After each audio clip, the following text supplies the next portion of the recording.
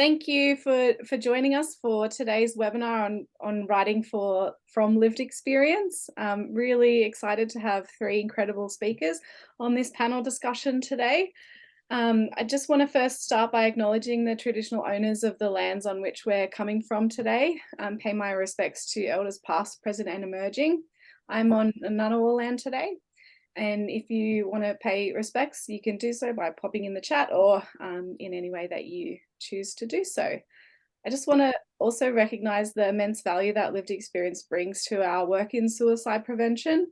We wouldn't have a suicide prevention sector without people with lived experience, and the ability for people with lived experience to contribute in meaningful ways is massive and needs to be recognised more and more as we do this work together.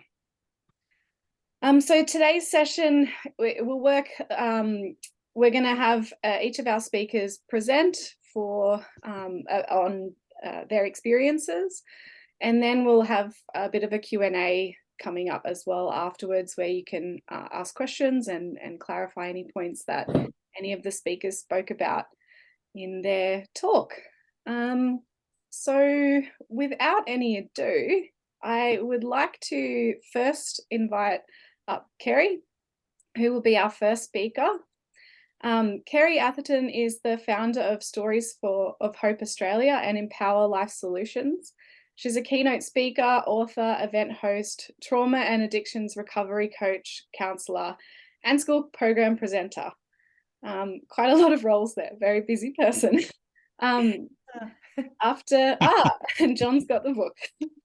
So after planning suicide at 18, Kerry walked through the doors of Alcoholics Anonymous, and since that day, nearly 40 years ago, has remained clean and sober. Over the past 30 years, Kerry has worked in the community, helping the vulnerable to find hope. And she's currently touring the launch of her book, Lightbulb Moments, that John held up earlier, which is a collection of stories from men who share that it's okay to talk about how you really feel, and hope can be found through experience. So over to you, Kerry. Thank you, Hayley. Just checking roughly how long is it again that you want me to share for? About 10 minutes. Yeah, okay. Hello, everyone. It's great to be part of this, and I just love the work that you're doing, Hayley, and John and Jenny. I've been watching what you do, and it's great that we're having these conversations. I'll briefly touch over my story because it all really connects to why I do what I do today. But I grew up with quite a bit of childhood trauma and in a home with two alcoholic parents. And at 10, I actually had a breakdown and was put under the care of a psychiatrist. And I was prescribed anti-anxiety and antidepressant medication. And I became addicted to that medicine. And at 15, I picked up my first drink of alcohol, and I was an instant alcoholic. I couldn't stop at one, and my personality changed. As a result of what goes along with the path of addiction, I attracted very abusive people into my life and ended up in a 3-year emotionally abusive and domestic violent relationship.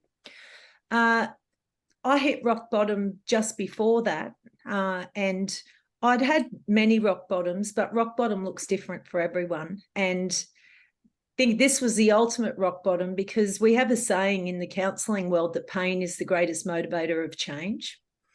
And I woke up this particular morning that Hayley mentioned of, and I just had lost all hope.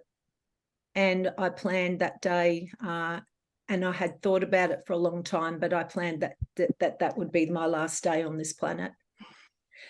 And I heard a loud voice say, "Don't do it. If you hang on a bit longer, you'll find happiness one day." And I'd grown up with a faith, but I really, didn't have much of that left. But I believe that was, for me, the voice of God that day giving me a second chance. And I rang Alcoholics Anonymous, and I haven't had a drink since that day, and that's been just over 40 years. But I suffered a lot of loneliness in my life. I was bullied as a child and as a teenager, and there's a saying that we often hear in the 12-step rooms that we're alone in a crowd. And I actually had a dream last night about the loneliness that I used to feel. And that was very much why I've gone into this type of work, because it breaks my heart to think that anybody in this world would feel lonely, and especially lonely in their pain. And so often I felt lonely in my pain. And it was a rock bottom 6 years ago that I had after I'd lost my mum to cancer. And other members of my family, a cousin, all my aunties and uncles, in fact, 9 people in 9 years. And my dad was dying of emphysema. And anyway, I had this rock bottom, and I pulled out of regular activity, and that's a real sign that someone is struggling for us to know.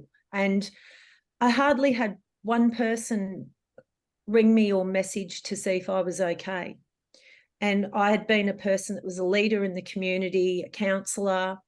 I guess I was the person that was there for everyone else. And, a big message I like to share is that we can never presume that someone's okay, and that often it can be the people that we least expect that can be struggling the most.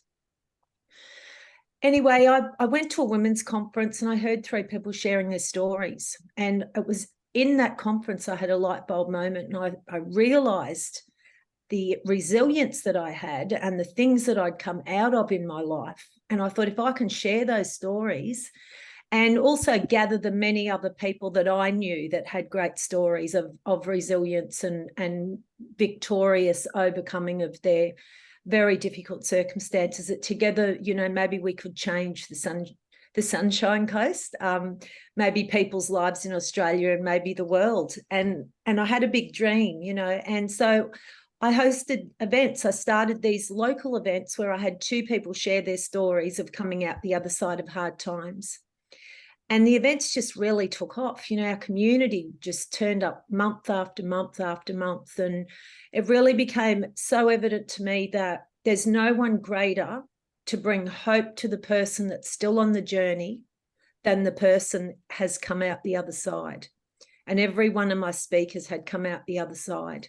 So there was so much hope and inspiration in that room. And also around that time, when I kind of, my own faith had really wavered, and I just didn't know what to hang on to. And I thought, what I'm going to do is start reading the stories of other people that have come out the other side as well. And that was like life to my spirit. I just read of person after person, it was like miracle after miracle, people just recovering from just the hardest things. And I knew then that if it can happen for them, I can come out the other side as well. I'm not going to be trapped in this tunnel forever. So as I'm kind of coming up to a close now, and letting the next person speak, I just wanted to quickly mention that not everyone could get to my local events. And so the stories were just so amazing that I just felt I just needed to take a piece of these stories of hope and spread it out to the rest of the world. So I started to put them into books. And so, volume 1 and 2 has my story in the beginning of each, but we have the stories of 12 women, 6 men and 6 women in each book.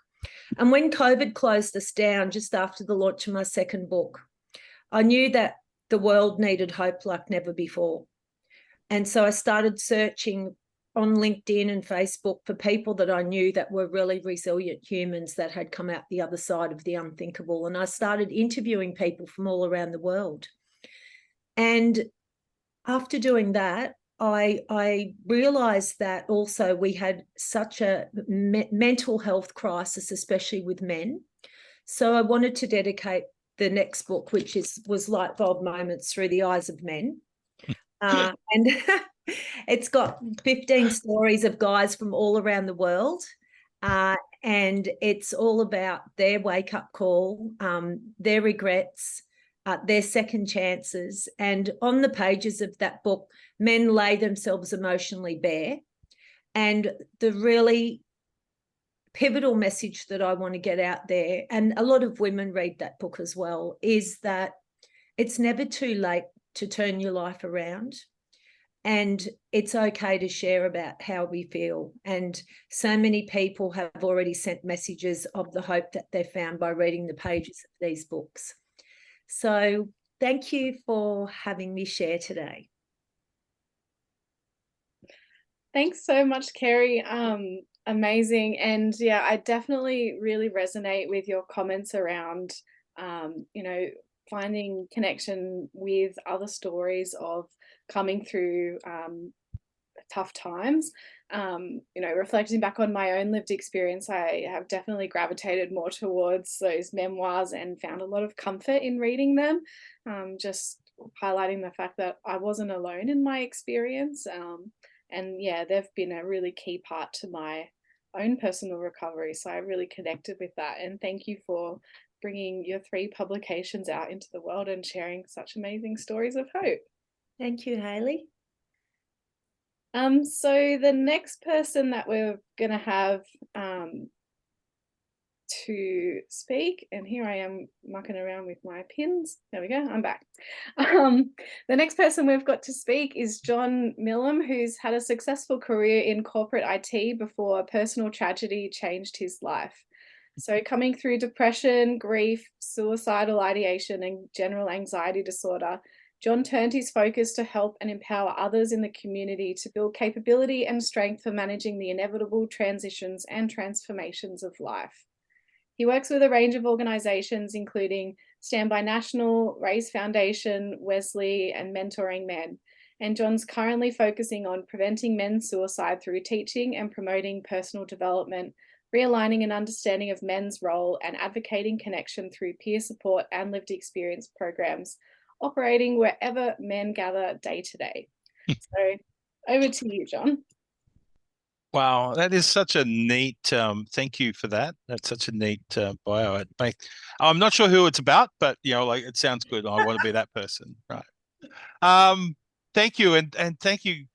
First of all, I just acknowledge the people, the First Nations people of from the land of Gomerigal or Garigal, which is the place from which I'm sharing from. It's now been on the northern beaches, and their ongoing and never ceded connection to the land. I'd love today to take the opportunity to share.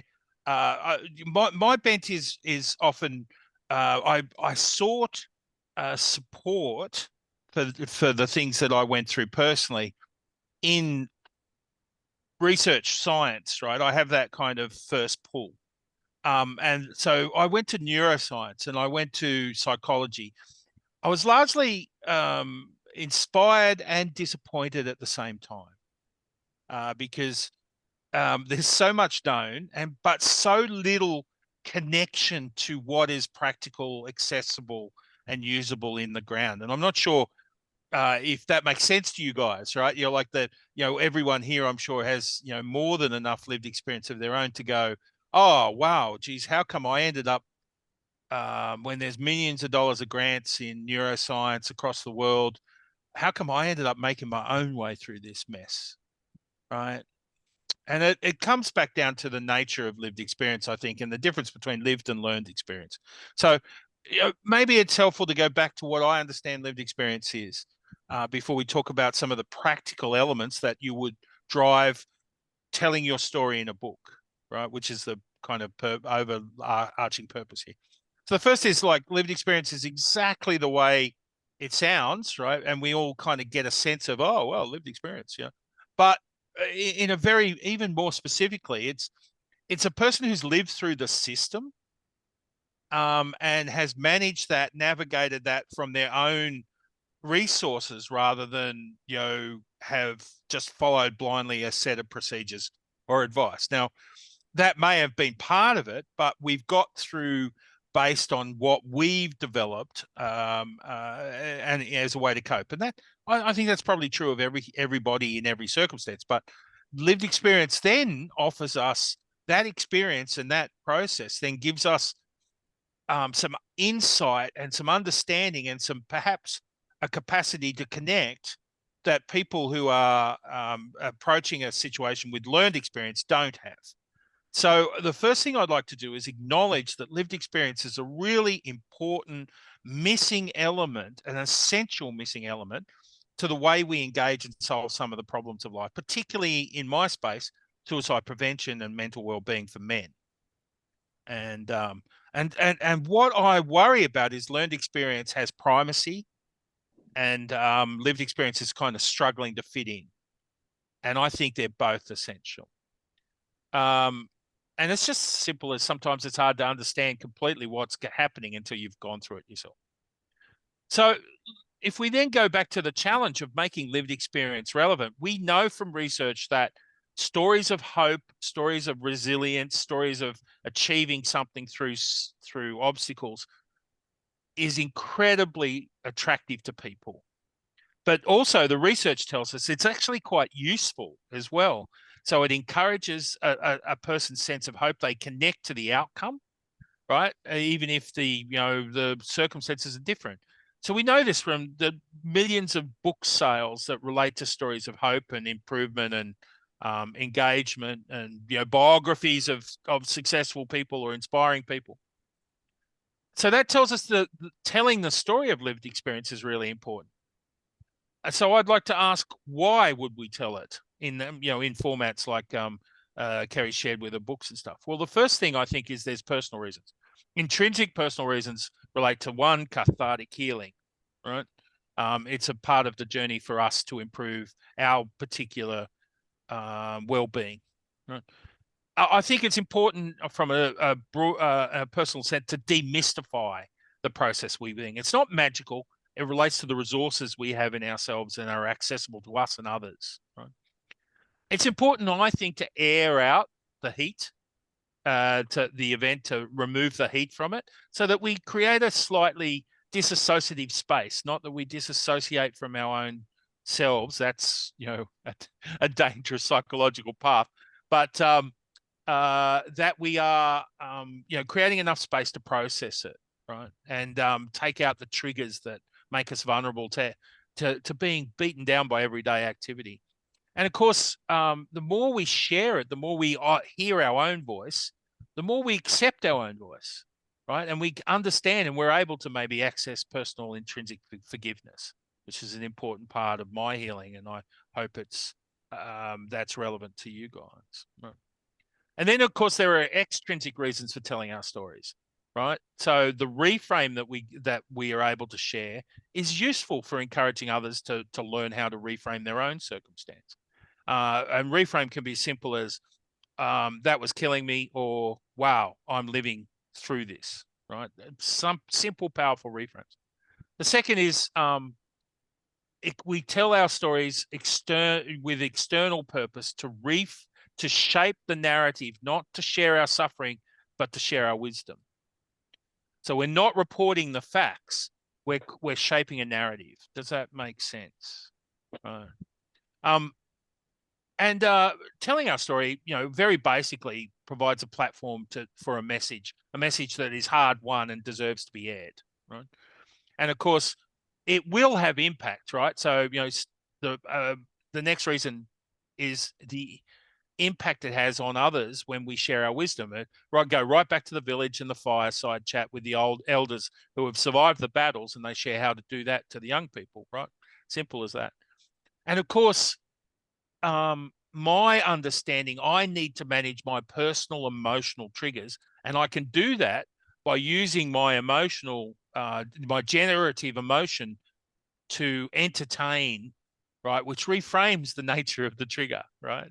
I'm just throwing that out there as a possibility. So we know why we would tell our story. Now, if we're writing a book, the thought about it for me is I wanted to share some thoughts around the how of telling our story. So I'll just quickly, and I'm not sure, Hayley, how long I've got. You can give me a shout if I'm close. But the idea of, the how is we need to set our mindset to tell the story so that it serves others. We're moving from a spectrum of me to thou. So while we're telling our story, its purpose is intended to support others, right? So it's our wisdom that's important, not the suffering. So that's a tough distinction to make. but it's really important because we don't want to report. We want to share a story. The power is in the metaphor, not the emotions we experience, not the past, right? Intention. I mentioned intend to share our story. Intention is everything. So our intention is to build a better world, or it's to make a difference to someone, right? That is a superpower. Intention is a superpower for building momentum and motivation to get through the long, tough bits of sharing your story. It's like Simon Sinek's why. We go back to our intention, and that's based on a purpose. If we have a purpose, we're going back to that mindset of service. Execution. Don't underestimate the process going through it, right? And there is a process for sharing this, right? And you begin to, plan, to shape it, to frame it, to, review it, right? All of those processes on story. So don't underestimate. It's not just a dump, and it's not ChatGPT, right? We're trying to connect on a real level. So the process will help us get the best outcome. And here's the interesting thing. Any narrative has a shape. It has a journey. And if we shape that appropriately, there's a problem, there's a crisis, trials and tribulations, magical aid, the hero's journey, if you will. If we can shape our story into that frame, it's much more accessible to an audience, right? And then I love to think of the next thing as being participation. What do we want them to feel, to see, to do as a result of our story? So it's almost like having the call to action in a marketing sense, but it's our story.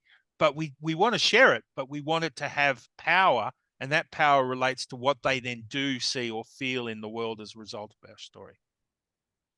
And then the last thing, we go back to that generative motion. I shared with Hayley earlier the Maya Angelou clip. People don't remember what you did, they remember how you made them feel.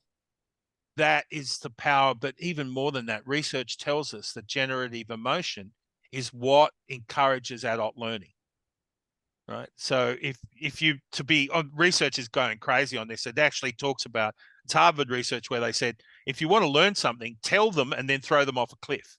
They'll remember it vividly for about 5 seconds, right? So, no, but it's important to understand now that grown-ups need a little bit more than just what's on the board and homework, right? And that increases the level of engagement and acceptance of your story, which is important to us as well as them, right? So I then just thought, the key points out of all of this, what empathy isn't always enough. I mentioned that earlier to Hayley. Empathy is not solving the problems. There is a gap in what I want the world to look like between the system and what's really happening on the ground. And I want that gap to close because it's lives that are being lost in the middle of it. And that gap is seemingly, unconquerable by the system. They can't do anything. And I think the answer is in our stories and our action, right? So, our stories is encouraging community to help do things that will close the gap and save lives. And I think, often empathy will offer something that says, oh, I know what you're going through. And that's alienating people who are suffering. And it's the voice of lived experience where the honesty and authenticity of that statement is necessary. So I'd offer that up too. And of course, judgment is about people making assessments without understanding. And judgment is killing the world, that's my take. But from a suicide prevention and from a conscious conversation point of view, connection is the key, and conscious conversation is the tool we use to gain connection, and judgment is a barrier to that. So anything that increases judgment will decrease the level of connection in the community. Sorry, I hope I haven't sort of taken too much time, but thank you guys. That was amazing. Thanks. Yeah. I agree. That was amazing, John. And there was so much in there that I, really connected with, particularly your point around sharing wisdom and not pain, and thinking back to my own lived experience. Yeah, when I would read stories about other people's lived experience, you know, if I was in a really bad headspace, I would just mull on that pain part, and I'd read all of the pain part and stop when they started talking about how they turned their life around. Yeah. And, you know, like your point around keeping in mind what you want the person reading to take away from your book, that was my key takeaway until I got myself into a space where I was ready to think about the light at the other side. And then I would read the complete story. But yeah, the wisdom instead of pain bit, that really hit home for me. So thank you. Thank you. And next up, our last speaker before we get into a bit of a Q&A is Jenny. Jenny Smith is a consumer advocate who's actively involved in the mental health and suicide prevention sectors. Jenny sits on the Consumer Consultative Committee at One Door Mental Health. Jenny works voluntarily as a youth mentor with Raise Foundation and as a digital crisis supporter with Lifeline. Jenny has also begun the journey of writing an autobiography based on her lived experience. So over to you, Jenny. Okay, the beginning of my journey in lived experience writing started back in 2015 when I attended a workshop. It was a big learning curve for me. I'd never written my story or told my story to anyone in the public arena. I kept it to myself. I did a few talks after that using the story I had written during the workshop. I spoke to a variety of people and groups, including medical professionals, university students, and volunteers and staff from the organisation that ran the training during their orientations. I was also invited to speak at some of their launch events when the organisation rebranded in 2017. My story was published in their annual report back in 2016. It was a short version because of the limited space, but I had full control over what was included as I worked closely with the communications manager. Then my lived experience story was published in newsletters, websites of well-known mental health organisations. I approached a couple of them as they were looking for stories at the time, and again, I worked closely with the communications managers. I made the final decisions about what was included. They gave me a list of questions and they wrote the articles, but I was sent the article for final approval before they were released in their newsletter on the websites. A few years ago, I had another opportunity to write about lived experience as part of a book project with about 50 other people. It was managed by established mental health consultants. We could write about anything related to our lived experience, either in story form or through poetry. But we did have a strict word limit to comply with. Authors took an active part in the whole process, from choosing the design of the cover and the title of the book. We ran a successful crowdfunding campaign, and the book was printed and launched through an online event during the first lockdown. It was also released as an ebook later on. The local primary health network I'm under, as part of developing their mental health and suicide prevention plan, invited consumers and carers to write the introduction to each of the priority areas that were identified. I applied and it was accepted, and soon after I had a chat with the person I would be working with around the area I would like to focus on for my writing. I wrote the introduction to the access and equity section because it was the best fit for my experience. I had 3 specific questions that I needed to answer to form my piece of writing. I worked on it till I was happy with it. Only some minor editing was needed, mainly to fit the space. Some of my piece was later used in a media release, and I was invited to read it at the official launch. After that, I worked on some other smaller projects like social media posts, again for organisations that asked for lived experience contributions. I've written a few blogs that appear on websites that I have been involved in creating. One of them featured my story as part of their International Women's Day promotional activities back in 2019. A carers organisation asked me last year to contribute to their quarterly newsletter, so my story was told this time from a carer perspective, using interview-style questions that I responded with answers. Everything was double-checked by me before publication to make sure I was happy with it. I'm a volunteer with the youth mentoring organisation that produce a monthly newsletter for mentors. So I was featured in this past January's issue recently, speaking about my experience from a youth mentor perspective, hoping to encourage others to be part of the program. Again, I had full control in what was published. Most of the work, I ventured into writing a few poems also about my lived experience, just trying another angle. Some have been published over the last few years and hoping to do more in the future. Most of my work I've done in the area of lived experience writing is unpaid. Other times I've been paid for my work or been given a gift card. A few years ago, I attended some writing workshops before the pandemic to learn a bit more and develop skills as a writer. Now I'm writing on a memoir about my life and the different events that have happened, both positive and negative.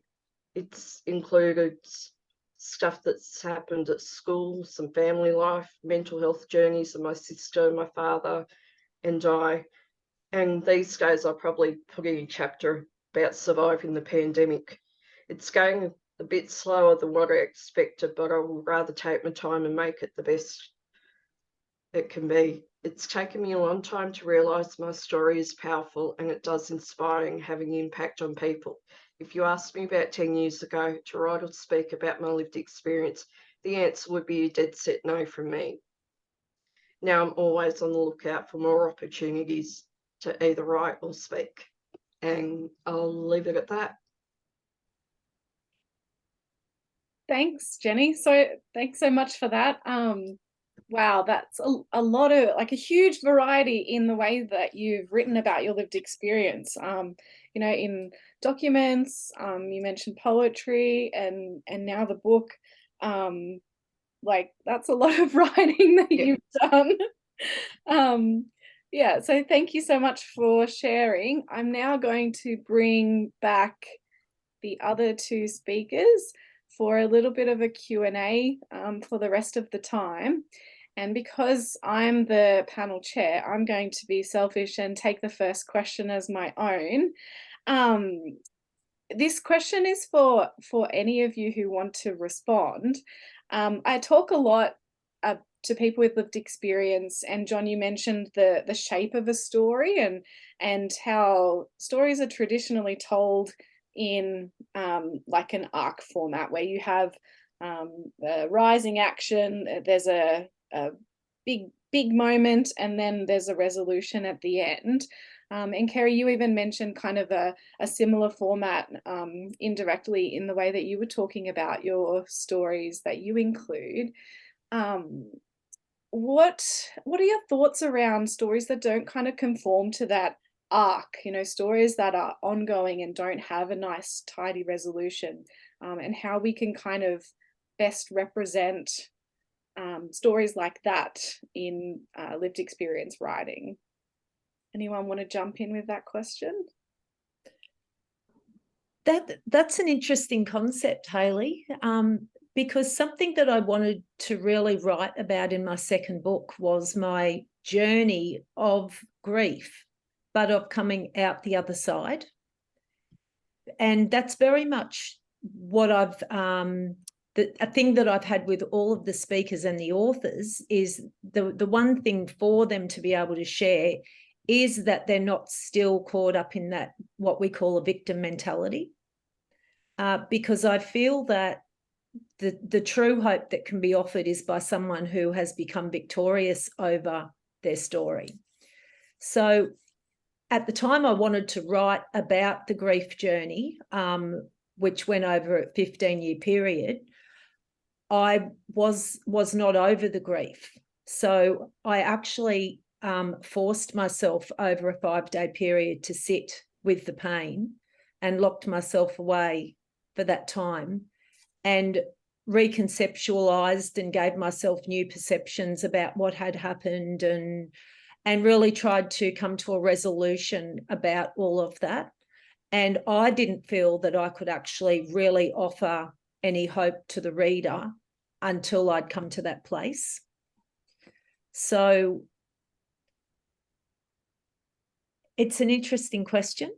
On the flip side of that, and something that John mentioned about not talking about the suffering so much, something that I personally found very healing for me was knowing that there was someone else with other lived experience that had been through exactly the same thing as me, because I felt alone in my pain.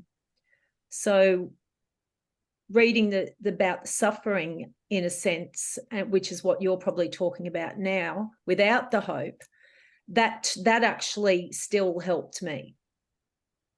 Yeah. Sorry, I'd just like to add, I totally understand the concept of normalizing that, Kerry, and I think that's definitely part of the purpose of sharing our stories. Yeah. When I say not sharing the suffering, the purpose of the story is not to tell people I'm suffering. That's right. Yeah. Yeah. So it's not about not describing your suffering, because it's one of the cool gifts of life, I think personally, is that we don't remember pain, right? So once we go through and process it, we remember the choices that we made to suffer, but the pain itself is not accessible anymore, to be honest. So what we're remembering is how we handled, responded, suffered through that pain. Yeah. But it's really important. That's a really positive message to share, that the pain, once you get through it, there is a finite length of pain. There is a purpose to that pain, and that if you hang in there and understand and embrace it, you'll get through it, right? So I think that's a great message, right? Tied up in the individual aspects of our lived experience. What I find interesting is, if Hayley, if I can paraphrase back your question, the element that doesn't just follow that normal arc of problem, enlightenment, resolution, right?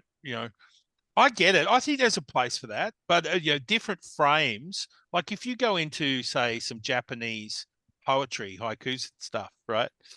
They actually present that in that form. And there's a bloke I'm just completely enamored of called John Riedel, who shares poetry on, say, Facebook.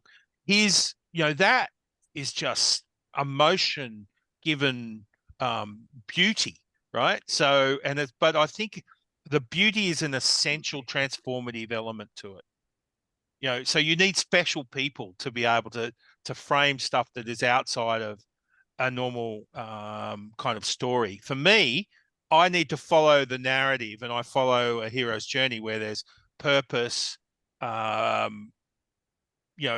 I have the hook, where I define a problem, where I encourage, I create a connection based on me being them, so that they can access my story, and then I anticipate, so they build a level of engagement, and then I have a resolution, right? Which is the learning that we can all share, that people can take away. I find that works well for me in writing and speaking, but I freely admit that I'm not good enough for other forms, right? So maybe it's just a matter of special people will hold that capacity, whereas the rest of us on lived experience, I think there's a place for both, the beauty and the practical. I know, does that answer? So. Yeah, and like I asked that question because reflecting on my own lived experience as a suicide attempt survivor, my thoughts of suicide come back. There's no happy ending for me, but I suppose to carry your point around when we're victorious over our story, then that is the hope piece. And I suppose putting that into context of my own story, I suppose I have become victorious over the suicide lived experience. And it's not that it goes away and remains away. It's just that, my life now involves managing that and just living with it and accepting that as part of who I am. So yeah, that's the reason why I asked that question. And can I add one more thing on that too, Hayley? Of course you can. While John was sharing, it just really occurred to me that exactly what you're talking about is evident in so many songs. Mm. So songs are words poured out on paper, often in the midst of people's pain. And often those songs don't have any happy ending. You're just left hanging. But those songs still have a place, don't they? Because they still really touch the person that's in that at the present time. Yeah. That generative emotion of a song, really powerful. Yeah. Can also be a massive trigger as well sometimes. Yeah. And there we've added another piece of writing to the list of lived experience writings. Yeah. Graham, you've popped your hand up. Yes, I have. First of all, can I just say congratulations to all of you. I only wish I had those skills. I'm a suicide attempt survivor, but I'm also dyslexic, so writing is a real chore for me. I get a headache just trying to send an email. I've used my time in talk because that's easy for me.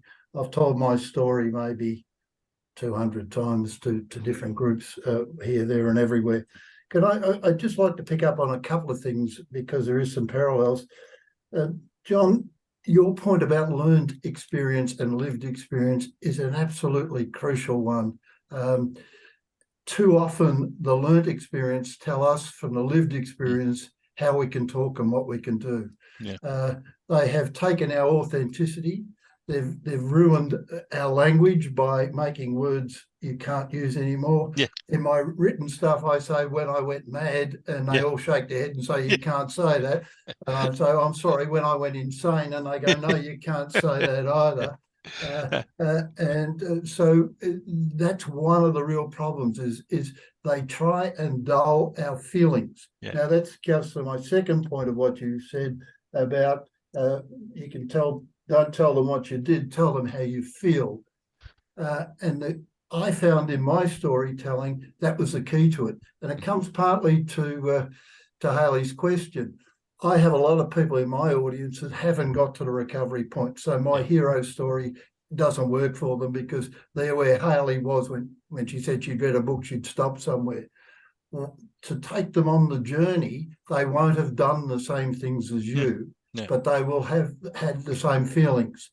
So I make the point of mine, rather than trying to say we've got a matching journey, this is how I felt along the way, and I felt down because of this, and I thought I was here, and there I was, and I didn't know where the end was. So that's the part of it. I always find when I stop, I have half a dozen guys come up to me and want to talk, and they all start with the same thing. I've never told anyone this before, but I felt the same, or I'm feeling the same as you, but I don't know whether I'm going to get to the end. And so you can help them try and find where the end is, and tell them that it's a rocky road. It may not be immediate. It's not a straight line. It's up and downs and all of those sorts of things. So it's important to talk about feelings. That's about it. Oh, you also mentioned authenticity and people being judgmental. I cover those with the people who have learned experience, where really they try and remove our authenticity because for some reason there's a fixation on triggers. Don't say that, you'll upset someone.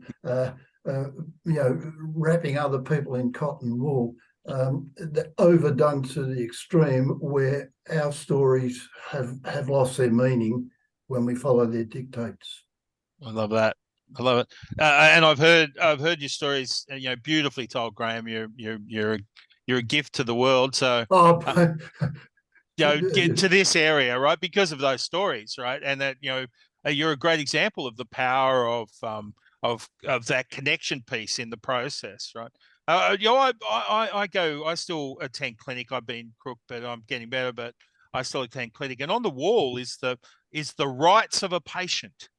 Right. And so I'm working in, this is a physical, experience, but, how do you divorce, right? I'm sitting there having emotional experience of what they're doing, but they're focusing completely on the physical. And I feel like, their learnt experience to deal with my wounds are only covering part of the issue. Right. And that's like a practical. So I often just when they say or do something, I just point to the thing on the wall and say, hey, stop! I'm a partner in this, right? And you acknowledge that that's on the wall. You're telling me I'm a partner, so you need to act like a partner and not a dictator, right? Yeah. And I think when you talked about, I love my crazy period, and I'm not going to give that back to anyone from Mindframe. Right. It's I was crazy. That's the best way to describe it. And I'm grateful for that crazy, because it's taken me to a whole level of understanding. I'm not diminishing the things I lost as a result of that.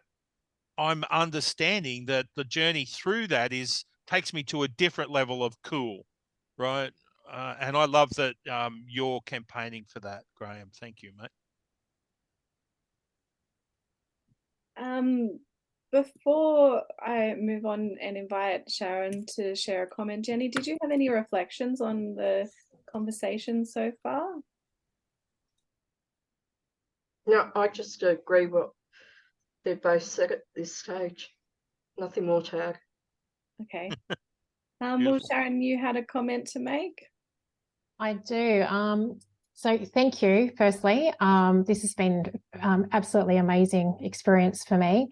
And each of you have contributed so much to supporting people, that instilling of hope, encouraging their journey to recovery through your range of disciplines, if I can say that, because you all come from such different and diverse backgrounds and experiences. And you connect with the people and advocate for those whose voices we need to hear. So thank you. That was my first part. The first question I actually have is for John. You mentioned the gap between empathy and the system. I was just wondering if you could just expand on that. I was writing notes and I'm not a very good note taker. And so I think I missed some key points. So I do apologize. Well, thank you for taking notes. That's awesome.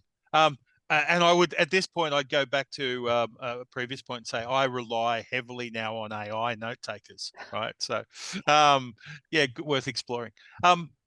Yeah, look, I get combative, and I know Graham does, and I really enjoy that, right?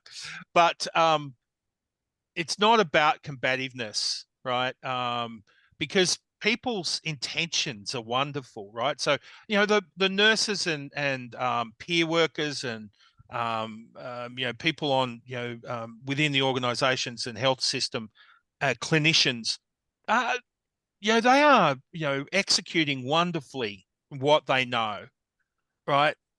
And many of them have not experienced. I had this discussion with a nurse where they're not trained. They're trained to disassociate, right? And disassociation is the enemy of empathy, right? So, and empathy is not enough to describe for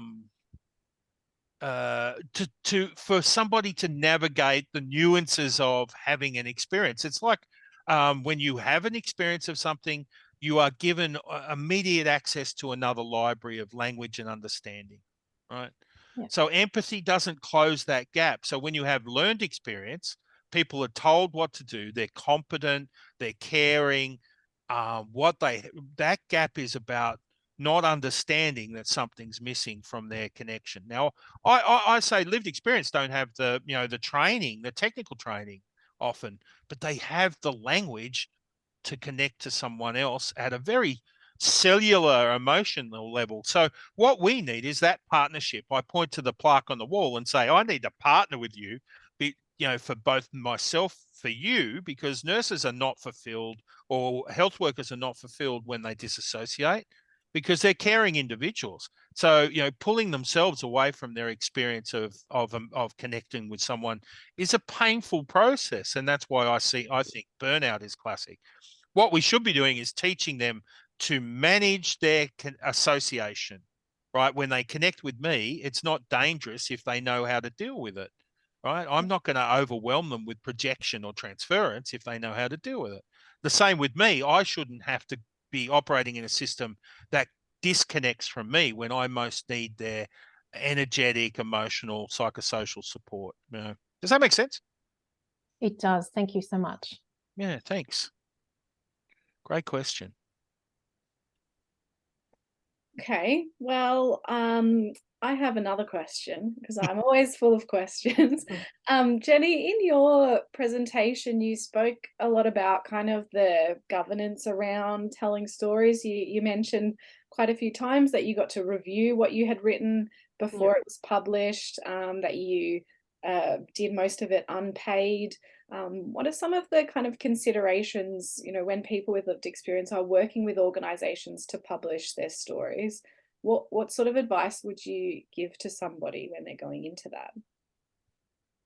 Just to make sure that you're happy with the end product before it does actually get published. If you don't want something in it that they've put in it, you can say, take this out. I don't want to speak about that sort of thing. It just depends on what part of the story you. Does that happen every time that you get the opportunity to do that? Or have there been times where you've had to kind of like fight for the right to review it? I've always had a chance to review anything before it's published. I've never been caught out with something that's been published without my knowledge. Well, that's good to hear then. But I know it does happen sometimes. Yeah. Do any of the other panel members have any experience or comments on that, on the kind of mechanics around this? Yeah. Well, Kerry, you've done the books, right? So I'll leave the major comment. But I've contributed to chapters in a book. I've got one coming out. I haven't seen it yet.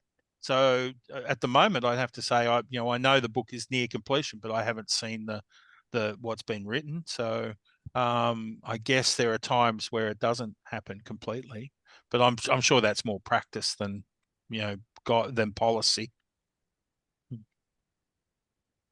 Yeah, when I've contributed to my story's been in a few different books, and I've always had the chance to approve that before it goes to print. However, when a newspaper article, for instance, has been done, often there's some incorrect details there, and you ask for the script to be approved beforehand, and they don't give it to you. So then you go into slight damage control and have to get on social media and write the wrong that they've written. You've got to try and be grateful for their incompetence, because it gives you a view of what you need to be prepared for next time, right? So and interesting on that, the last article I was quoted in, we got Mindframe send a letter saying that I did something wrong, right? Well, they sent it to the journalist who passed it on to me, but the idea is, back to Graham's point, right? Like I said that I'd got, that I wanted to help men find, I wanted to work in the car park, not at the cliff, right? To get them, to get them earlier. And they chipped us for mentioning cliff, right? In an article around suicide. Right. And I thought, this is interesting because part of our lived experience story is about fighting stigma and normalizing stuff, right? And that is clearly not, that is stigma producing, right? If I now can't, use a metaphor or even describe a discrete experience that has a cliff in it, right? I think sometimes that's a clear evidence of where lived experience has a part to play. Because, as Graham said, triggers, we need to fight the nature of triggers, not to have them removed, but to have them depowered. Right? John, I can add a little bit to that. I heard a terrific young man tell his story of his suicide attempt. He was in a wheelchair, but he wasn't allowed to say how he ended up in the wheelchair, because he'd have to discuss the method of his suicide attempt. And it made the most bizarre type conversation. Yeah. In the end, I asked him directly, and he said, but ultimately he told the story, and that was an important part of his story that he wasn't allowed to tell for some reason. That I understand there are times and places for it, but you can't take away someone's voice like they did to him. No. It's like the Sorry. Go ahead. Oh, it's a great point, Graham. And it's something that came to my mind was when I was writing my last book with the 15 men. the editor wanted to remove large chunks of some of the guys' stories. And I'm like, that is the essence of their story, you know? And they're like, that stuff's not relevant. And I'm like, it is relevant. How they felt leading up to that point is relevant. But something that just also came to my mind, which we haven't really talked about today, but is how books and the writing of others can really be used as an early intervention tool. And I guess with me, especially my last book, The Light Bulb Moments, all the work that I really want to do is early intervention and prevention. Because, you know, if we can, as you mentioned, John, the car park to the cliff, if we can reach people when they're early on in the journey of suffering, we can help prevent them from going further through our lived experience stories. Kerry, just quickly, are you self-published or does someone publish your work? I'm self-published, Graham. Did you attempt to get someone to publish it? I had assistant publishing where they help you pay them to edit it and stuff like that, but I've never gone to any large publishing houses or anything like that. I don't know a lot about the industry, so I've just been blindly going along step by step. Thank you. And that's probably a good place to jump in because we're just about out of time. If you have any further questions for our panelists today, you can come through me and we'll get them answered and share them publicly. And that conversation around, well, how do you actually get published? That is a whole big conversation that I think we can address possibly in another way. In the last 1 minute, I just want to invite the three panelists to share like a last line that you would like to leave the audience with today. And in the order of presentation, Kerry, I'm putting you on the spot and I'm throwing to you first. Oh, look, I'll just finish with one of my favourite sayings because it really encompasses our humanity and it shows everybody that we're all on a journey. And that is that despite what we do, despite what money we earn, despite where we live, who we are, when the lights go out at night and we're all alone, we're all the same. We're emotions in skin and we're all human. I love that. Thank you. John?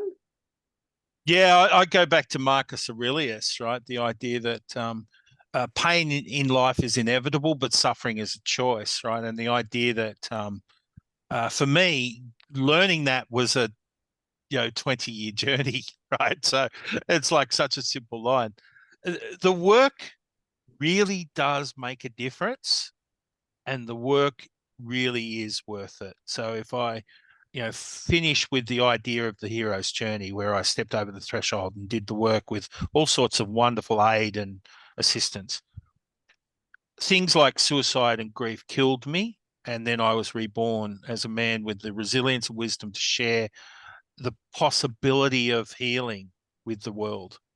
And so I'm very, very grateful for the journey, even though it involves some miserable days. Yeah. Don't we know it? And Jenny, any last words from you before we close? I guess there's always hope in the world, so just take one step at a time and you'll eventually get to the place where you want to be. Yeah, that is exactly how I've gotten to where I am today, one foot after the other. Yeah. Well, thank you all so much for joining us, and particular thanks to our three panelists, Kerry, John and Jenny. I've really enjoyed listening to your perspectives. If anything uncomfortable has been brought up for you and you want to chat about it, give me a bell. I'm always happy to chat. You can go through the website and just submit an online question. I'm connected to my phone all the time, as us modern people are, so I'll be there to answer. And I hope you enjoy the rest of your day. Thank you, Hayley. Thank you, Hayley, and thank you, guys. Great to see you all. It was awesome. Yeah. So such a fun experience. Alrighty, bye. Bye. Bye.